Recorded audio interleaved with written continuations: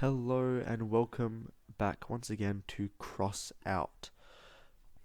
Today will be a review on the first episode of Netflix's Castlevania. Um, yeah, I thought I'd do a nice one that would be enjoyable to watch, would be enjoyable to review and share with all of you. The first episode doesn't really have too much going on in it, but I will try to do my best. Uh, but yeah. I haven't played a lot of the Castlevania games. Uh, haven't I've really only played like one or two of them. Uh, but yeah, I think I actually the thing that got me into those games was the TV show. Uh, so yeah. Anyways, don't forget to like uh the video if you like what you hear. Dislike it if you don't. Feel free to leave a comment, and if you aren't already, do subscribe. Thought I'd do something that was a little more on brand with the avatar for this one. Uh, yeah, but anyways, without further ado, let's get into the review.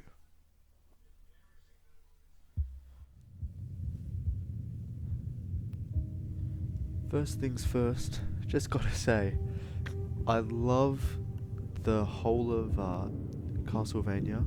Like it's just a beautiful show. The show is absolutely gorgeous with its art style and its animation, and it just gets better from season one. Uh, yeah, it's all around. It's just a very beautiful show. But yeah, starting off, we are treated to a beautiful scene of Wallachia in 1455, with impaled skeletons, just up there on spikes, not super tall spikes, but like human-sized spikes, I guess, outside of Dracula's castle, the Castlevania. We see a bunch of bats flying around, and then we see our first glimpse of the amazing Lisa Tepesh, who kills one of these bats as just a massive swarm kind of leaves the castle and goes off into the distance. She watches them fly off, and she looks a bit, I don't know, like, it's a strange look that she has on her face. But anyway, she walks up to the door, and she knocks on it twice with the pommel of a knife. And she's just in absolute awe of the structure. Like, she can't believe what she's seeing. But yeah, there's like mechanisms cranking and going on, and lightning in one of the domes of the castle. And then the doors, these massive doors of Dracula's castle, open up. They don't open too much. They open just enough for her to get in. So she's walking through this kind of dimly lit main hall. One thing that's different from episode 1 to sort of a few of the other episodes of this main room is the distinct lack of Dracula's throne right up the top and in the center.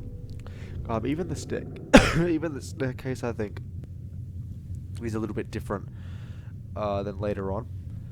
And also these chandeliers that run the length of the hall on both sides, that are held up like these big, almost like skeletal looking like chains. Those also don't seem to be present later on. So as she walks down this hall, she sees Dracula standing at the top balcony of this double staircase. But yeah, as she's walking around, she's like gripping her knife, and she's looking around like pretty sternly.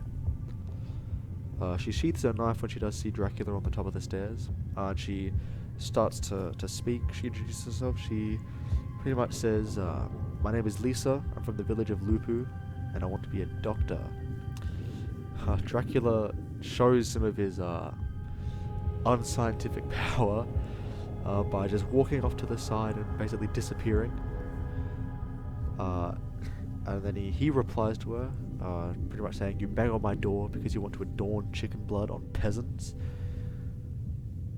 And he says this as he's like stalking around in the shadows, like rushing past between like pillars and archways and stuff. And she kind of snaps back, telling him to not mistake her for a witch, and that everybody out there already does that. Saying that she believes in science, but that she needs to know more, and that she's exhausted all of her other options to learn. Then Dracula like appears behind her, so she steps back kind of into the shadows a little bit, and he just appears like out of thin air behind her. And he introduces himself. He says, "I'm Vlad, Dracula Tepesh, and I don't get many visitors." Asking what does she have to trade for his knowledge, and it plays out as like a classical Dracula like introduction/interaction. He's kind of hunched over her because he is incredibly tall, hunched over her, one arm reaching around. And Lisa looks quite worried at this moment, before like just composing herself and becoming quite stern, and just walking out of his reach quite confidently. Turns on her heel to face him. Dracula kind of looks there, like she's just left there looking at her, like hunched over, looking a bit dumb. And she just says, "Well, perhaps I could help you relearn some manners." So Miss Tepesh is a savage. And Dracula legit still kind of hunched over as he straightens himself up, like raises an eyebrow, like, "What do you mean, relearn some manners?" And so she continues, saying, "I've barely passed the threshold of your home, and you haven't even offered me a drink or to take my coat." And Dracula does classic Dracula, walks over to her and says, "What if I take a drink from you?" And then pretty much continues on, adding, "Or are you superstitious? Have you loaded yourself with crosses, silver, or garlic?" And Lisa, like, her eyes wide, she's like, "Ooh." She pretty much apologizes, saying that she did eat some roasted garlic before she came there, asking if that was rude, because it was all that she had left. And then she continues on saying that she's really not into superstition or being some muttering wise woman cheating people by just using remedies that don't work. Saying she wants to heal people, she wants to help. Dracula looks at her and says that she is definitely different to most of the humans that he has encountered. And she says, "Well, maybe I could help you learn to like people again." Pretty much says that the world is changing.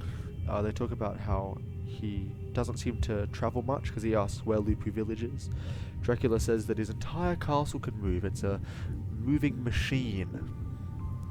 And Lisa makes a comment that he doesn't, and then suggests that he should, travel as a man, or travel as people, and that he even suggests that he might like it, might enjoy it. He pretty much says, "I have barely known you for 2 minutes, and you offer me to walk the earth as some ordinary peasant, when I give you the knowledge of immortals, the true science," and reveals his crazy, advanced, laboratory. And she's in awe of this as well.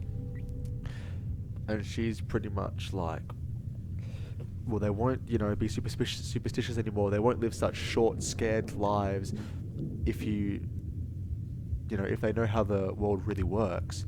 Dracula's kind of like, I don't know, I guess a little bit disgusted by this.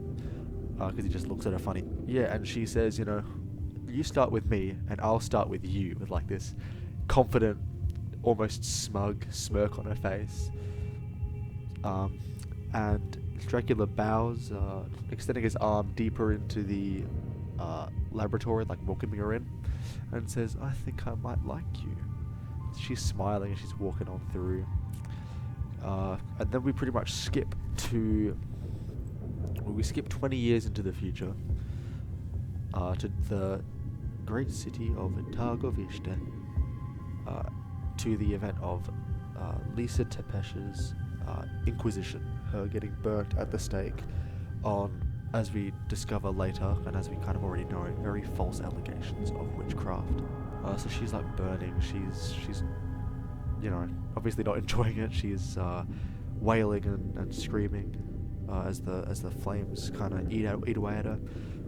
The bishop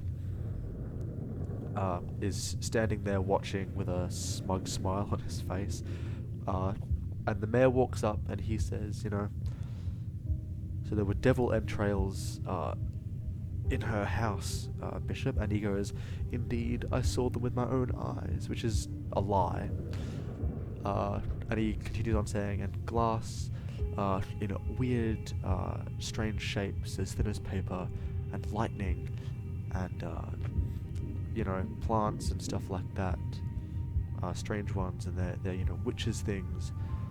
Saying that of all the witches that he had weeded out, none had such an impressive collection, and that she, Miss Lisa Tepesh called it all science, and that she was apparently so far gone that she couldn't even see that it was all given to her by Satan. And the mayor, pretty much as he's stroking his beard, says, "I've made some inquiries into the alchemical arts myself." And the bishop side-eyes him, and he panics, and he's like, "Just a study. I'd never actually practiced the stuff." And then the bishop makes a comment on the medieval fantasy trope of the Catholic Church, saying the archbishop would prefer that life remain simple, pure, good, which, for anyone who's done even a little bit of historical research into the medieval period, the Catholic Church, or the Christian Church at the time, were or at least some of the biggest supporters of science and scientific discoveries. And even, said, "No, the earth is round, it is not flat, it is a sphere." So they supported people who were wanting to do science and medicine and wanting to heal people. And that isn't to say that there were not witches or anything, or that there weren't certain bishops or priests who tried to stifle the development of science and all that. There definitely were, but it was not an actual tenet of the medieval church. But yeah, as she's burning and as these two are talking, she starts calling out to Dracula, "Please don't hurt them. They don't know what they're doing." The priest or the bishop and the mayor, ask each other, who's she exalting? And the bishop pretty much goes, I believe she's exhorting Satan to take mercy on us, which I suppose is somewhat commendable for a witch. Then says he would say a small prayer, a small one, for her soul. Lisa pretty much keeps begging with him, don't let these actions set you back. To Big Boy Dracula, he's returned from his trip abroad, travelling as men do, slowly. Walking through town, he gets to this part of the path that leads into this tall grass, and he stops, and this wind blows over him, and it's almost as if he senses something bad on the wind. And so he kind of walks a bit quicker through the grass, and we get a front shot, and his face is contorted in anger as he's walking towards the house, and he is in shock and also full of anger when he sees the burnt and charred remains of Lisa's house. And then she sees this lovely old woman carrying some flowers, and Dracula asks her, he's like, "What happened here?" And the lady pretty much starts off by saying, "Your wife was good to me. She was a good doctor, but they're burning her at the stake. Witchcraft, they said, but she doesn't believe it. That she won't take joy in the burning of that innocent woman." And Dracula starts he cries blood, streams of blood pour from his eyes. And he says, says, she wanted me to, she said, if you were to love me as a man, you must travel as a man. And she goes, oh, she did say you were traveling. And he goes, yes, I was traveling. As men do, slowly. And then he says, but not anymore. No longer do I travel as a man. And he turns around and his eyes are like glowing. And this is like freaking the crap out of this old lady. This little old lady. And he just starts like burning up. Like this fire starts coming all over him, coming from his eyes and everything. And he says, I do this one last kindness in her name. You people who she loved so much. She cared for your illnesses and your ailments. Take your family and go. Take your family and leave. Leave Wallachia tonight and don't look back. And he just goes full flame mode. Completely on fire. As if he was made out of fire. And she whips out a cross and holds it up to her chest. And we cut to a close-up of Dracula's face, and he's clearly looking at her. You can't quite tell because his eyes are just one glowing mass, but we can tell that he is looking at her. And yeah, he just kind of beams out of there with fire, and the flowers that the lady brought are on fire. Everything's on fire again. Then we cut back to the Inquisition, to the church grounds. And Lisa is just ash now. She's dead, very dead. And her head and her body are crumbled into dust, into the smoldering flames. And the bishop turns to walk away. The mayor does ask him if he wants to, kind of chill out, hang out a bit afterwards. And he goes, no, I must bring aid to the Archbishop. I fear he's not long for this world. As he's walking away, and the mayor follows after him and goes, off to heaven with him then, eh? And then he says, I guess that's the ultimate goal for you priests then, serving the Lord in his true house and all that. And this bishop pretty much says it brings no comfort or consolation to him, stating that there is still so much to be done on earth, and that Wallachia could be God's own country if only he had the time to weed out all the evil that hides there. And then they are basically look back because this explosion happens behind them. Everyone's freaking out, the ground's crumbling and getting torn up, and this really horrific skull, very angular and sharp skull face forms in the flames, and goes pretty much where is my wife? This is Dracula. And the mayor goes, Satan!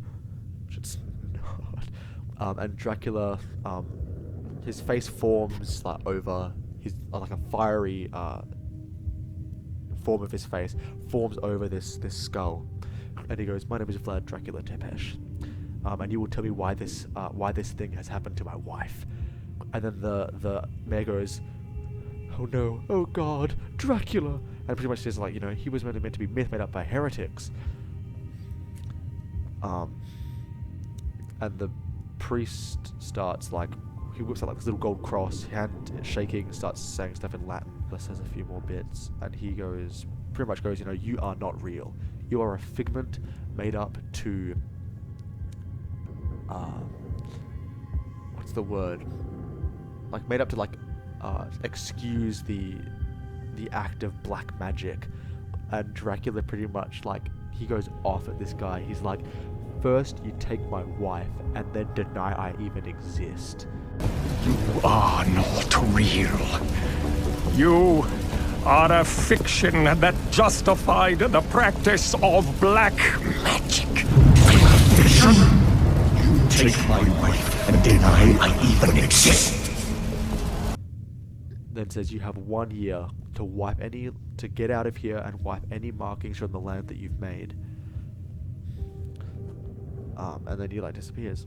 And then we cut away to Dracula in his one of his rooms in his castle. And like this like really distorted, like angered face. Like his pupils are insanely tiny in his eyes, and his face is like super wrinkled with like rage.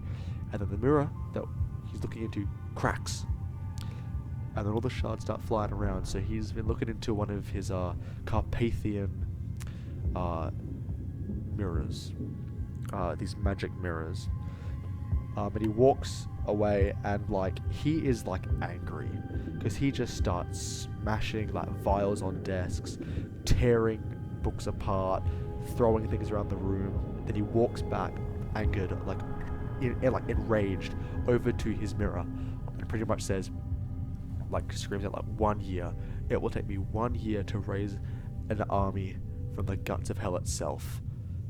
And this mirror like forms back in front of him, and then the door opens. We hear the door open, and then it's like this super white like figure, because like the light from outside is just blinding. And he goes, "I won't let you." And Dracula turns around, and he's like, "No." And this figure is like, "No, I won't let you.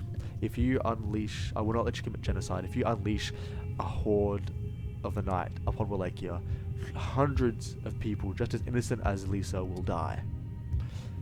And Dracula snaps. He just yells out, "There are no innocents. Not anymore." So he does not see anyone as innocent. Because, you know, any of them could have stood up and said, "We will not partake in this, we will not behave like animals," but that they didn't. And then this figure goes, "I will not let you. I grieve with you, but I will not let you." And Dracula just, this like super veiny hand just leaps at this guy and just takes a swipe, and it's just black screen and blood. It's pretty sick. Like, he goes at this guy, and this guy is his son, Alucard. And then we cut to Targovish the 1 year after that. And they seem to be holding a festival or some sort of celebration outside of the cathedral, with, you know, choir people singing, people with stalls, and then who I believe is the Archbishop, gets carried out of the cathedral, and he is an ugly dude. Like, he is like fat and wrinkly and ugly, long freaking nails like Dracula's, and he basically like puts a hand up to calm everyone down because they start cheering and everything. And he says, when he starts going on his speech about how 1 year ago they all suffered a great vision. Satan visited them, threatened them. And he says, "But look, we're 1 year later and nothing has happened. But do we not know the devil for a liar, his works to be illusions?" Talks about, you know, how Targovishta, how they're the righteous of Targovishta, are living as if cradled in the love of God. And as he says this beautiful, bright, sunny day suddenly starts getting really dark as these clouds kind of roll in. And yeah, the sky turns like blood red. The sun doesn't, but the sky does. And then it starts raining blood. And people are freaking out. I mean, one of the choir people is just standing there, like, absolutely horrified, like frozen in fear. And then the cathedral just bursts into flames. Like, glass smashes, impales like all the choir people. A massive one impales the Archbishop, knocking him off his throne. His hat falls off. He doesn't die though. He gets up, looks back at the cathedral, and this thing is literally just engulfed in flames, cross and all. The flames go up into the sky and then form into Dracula's face, and he's just coming straight down from the sky. This big fiery face. And he pretty much says, you know, 1 year, I gave you 1 year to leave and make peace with your God. But instead you celebrate the day you killed my wife. He's like, and now I bring your death. You had your chance. And the flame face disappears. And then these like little like night creature babies start falling from the sky, kind of imitating the the starfall that happened when Dracula's wife, when Lisa first died, after he appeared then. And the mayor's there, and he sees it because one drops on his shoulder and flops on the floor, and he's like, what the heck? Yeah, and then basically the ground rumbles and Dracula's castle, the Castlevania, appears like in the center of Targovishta. This fiery, like just shooting fire up from the ground that engulfs like anyone near it. And it's just like, apparently it must be really loud though, because everyone's covering their ears if they're like getting their freaking eardrums blown out. And then like the windows of the Castlevania open up, and all these night creatures, just generic night creatures, fly out of these windows and stuff, and just start lighting people up, like shooting fireballs at people who are hiding in houses. They just like, blow up the whole house. But people are just getting absolutely shredded. Men, women, children, hands through the back of skulls, now through the front, getting absolutely sliced up the middle, faces torn off. It's pretty brutal. Quite brutal indeed. But yeah, and then these bats and crows and stuff swarm around the castle, forming Dracula's face again.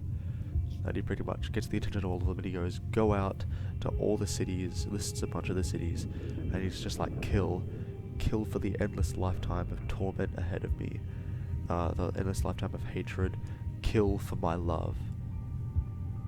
And they go out, and they do all that stuff. And then, yeah, we cut to the outside of this little, like, crappy, like, really dingy village. And we go into the inn, and two guys are talking about a guy who was got hit in the head with a shovel by one of them because he was having sex with his sheep. Yeah, and then another one comes in and says that Dracula's horde's been spotted, and they were like, oh my gosh, is it going to hit us? And the guy's like, no, it looks like it's going to pass. He's like super out of breath and like panicking. But it does look like it's closing in on Greshit. And then the fatter of the original two says there's this little fat dude and this massive just built dude who, both of them have the same father, but the big dude came out of the fat guy's aunt. Weird peasant family tree dynamics there. Yeah, and he pretty much says, you know, they deserve it. So be it. And the barkeeper's like, oh, come on. And the guy's like, no, all this has to do with the great houses. Vlad Dracula, that's an old name. And the capital, all run by the great houses. But then he continues saying, but that's not the worst one. The Belmonts? And we cut to this guy in the corner. We cut to our boy Trevor Belmont, who kind of hears it and looks over, like he's pretty drunk. He's pretty drunk, looks over, and it's like he frowns. And the guy goes, we should have killed all the Belmonts. And the episode ends with Trevor going, like, hand to his head, looking away, and just going, shit. Like, he did not go there that night to deal with people like that. But, yeah. Even the opening, the opening for Castlevania is really nice too. They're super, like, sketchy style that even comes into the main show as well. Just really fits the show and really complements it. But yeah, this first episode, Castlevania, love it. Absolutely love it. As I said before, I love the whole show. The show is amazing. Probably the best Netflix original on the entire site. And we're, yeah, even going to be getting a spin-off, which I will do a review on that when that eventually comes out. Yeah, but this show is awesome. I'm gonna just give it a 10 out of 10 because it's beautiful. The plot is awesome. It's amazing. Dracula is set up as a really formidable and yet layered and interesting villain. And we're introduced to, or more or less introduced to, two of our three main antagonists for the rest of the season. But yeah, definitely would recommend watching the Castlevania animated series on Netflix if you haven't already. But other than that, that's pretty much it. So yeah, see ya.